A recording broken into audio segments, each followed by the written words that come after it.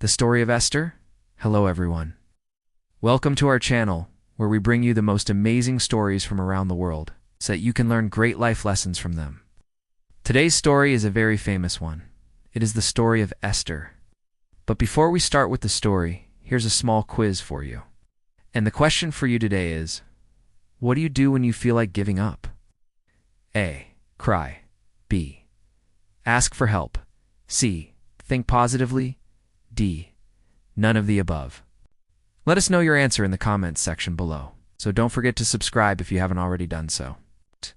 Once upon a time, there lived a beautiful Jewish girl named Esther in the ancient city of Shushan. She was the apple of her uncle's eye, a man of God who brought her up after her parents passed away.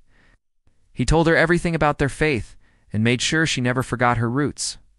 Mordecai was very strict about keeping Esther's Jewish identity a secret, especially in the kingdom of Agar, where anti-Semitism was high. Meanwhile, King Artaxerxes was looking for a new queen. The old queen had been arrogant and unkind, and had disrespected one of the royal advisors, which angered the king.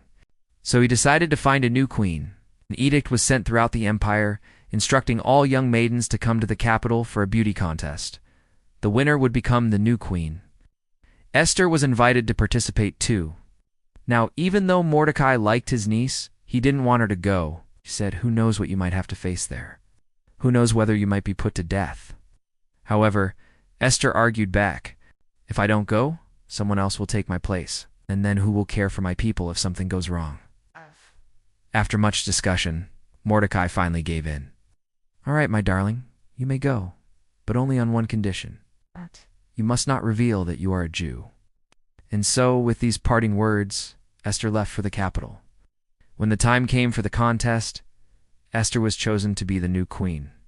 She moved into the palace, and King Artaxerxes fell madly in love with her. Every night they would dine together, drink wine, and he showered her with expensive gifts. Everyone at court admired her grace and intelligence. Soon it was time for the traditional 7-day public exhibition of the queen's beauty. People from all over the empire came to see her. Once again, Esther won the hearts of all with her natural charm. As the days went by, Esther and the king grew to love each other more and more. But meanwhile, back in the city, Uncle Mordecai had uncovered a plot to kill the king. 2 of the king's guards were plotting to assassinate him and take over the throne. Mordecai informed the king about the conspiracy, but Bigthana and Teresh, the names of the 2 guards, managed to convince the king that it was just a rumor. As a result, Mordecai was ordered to be hanged. He was taken to the gallows, but before he could be killed, Esther intervened. She revealed her Jewish identity to the king and begged him to spare her uncle's life. The king was furious. Not only had Esther kept such an important part of herself hidden from him, but she had also defied his orders. In a fit of rage, he left the palace and went to take his revenge. Meanwhile, Haman, the evil advisor, was having the best day of his life. He had convinced the king to execute Mordecai, his biggest rival in the kingdom. Haman was a proud and arrogant man, and now he was just waiting for the royal executioner to do his dirty work. However, once the king calmed down a bit, he remembered how happy his wife had been on the day she had revealed her Jewish identity to him. Could this be because she was related to those Jews who were known for their intelligence and loyalty? He thought about how he had been unfair to Mordecai. Was he really guilty? Hadn't he done so much for the good of the kingdom? Thinking about all of this, the king regretted his decision and immediately sent for Haman. He wanted to know why he had ordered such a loyal man to be put to death. Haman was shocked. How dare the king question him? Was he not the royal advisor? Why should he fear? Still, he couldn't believe how the king's mood had changed in a matter of hours, so he decided to play along. "Well, that's strange, your majesty. No advisor or courtier has the right to stand in the courtyard without the express permission of the king. That is exactly what Mordecai did. He insulted me, and I have every right to get him killed." The king understood what was going on. His trusted advisor had tricked him into punishing an innocent man. He immediately summoned Esther once again. This time, however, it was Haman who stood in the courtyard awaiting his punishment. The king asked Esther to forgive Haman for his crimes, but she refused. She reminded the king of all the times Haman had insulted her and her people. "How can I ever forgive him?" Seeing this, the king realized that Esther was a righteous woman who stood up for her people. So he granted her wish and hanged Haman instead. And thus, the Jews of Agra had saved themselves from certain destruction. So friends, what lessons can we learn from this wonderful story? First of all, we learn that no matter what difficulties we face, we should always hold on to our values and beliefs.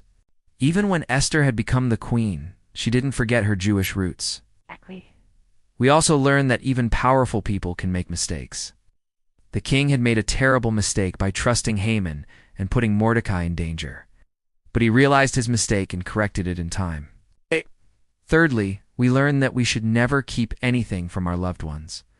If Esther had told her uncle about the king's advances, he might have warned her, and things could have turned out differently. Lastly, the most important lesson we learn from this story is that good always triumphs over evil. No matter how bad things may seem, we should never give up hope. Esther and her people had faced many hardships, but in the end, they had come out victorious. Now, we want to hear from you. What do you think? Do you like this story? If yes, then show your support by liking this video and sharing it with your friends and family. And don't forget to subscribe if you haven't already done so. We will see you next time with another amazing story from around the world. Until then, keep watching our videos and keep learning. Goodbye. In today's fast-paced world, it can be tough to make time for self-improvement. But with short form, you can easily do it. Short form is an app that offers bite-sized book summaries and articles on various topics, such as productivity, relationships, finances, and more.